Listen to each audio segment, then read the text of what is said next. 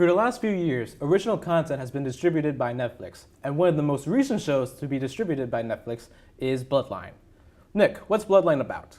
Well, Bloodline is essentially about a family. They're around like the mid-40s, and they're really trying to cover up their tracks about their history together, and they have a really rocky relationship with each other. And what I like about it is just to see how their like relationships with each other last, and like all the backstabbing they do to everybody. Yeah, I know. It's actually kind of a little relatable for me in a sense, like with me and my brother, my sister, because we like to.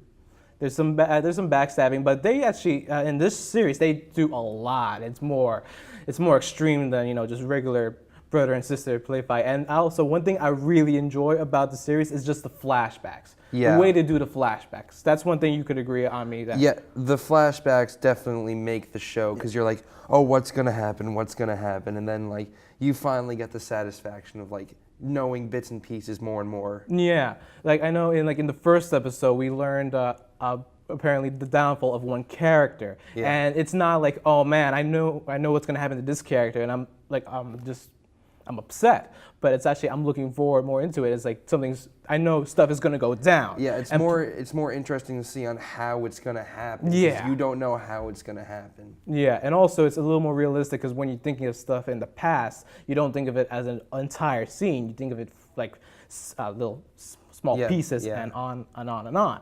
Now, there's also another few Netflix originals that have been released, like Unbreakable Kimmy Schmidt.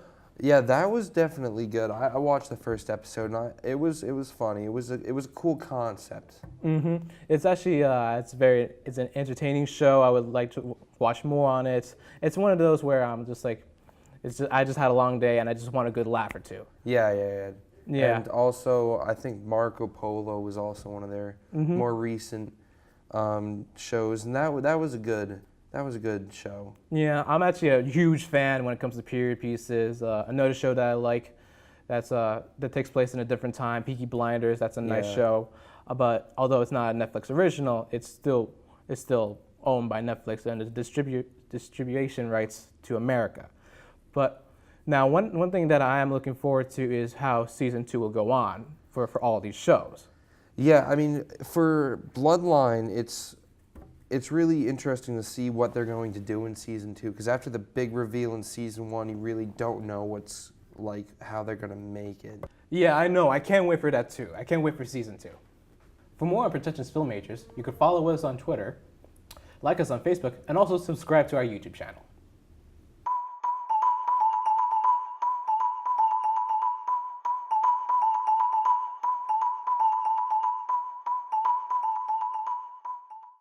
So that was actually a pretty nice take. Yeah, I know. I like that segment a lot. Yeah. I think that's actually one of our better takes. I can't wait for the finished product. Yeah, who's going to be editing it? I have no idea. God! No! Why? Why?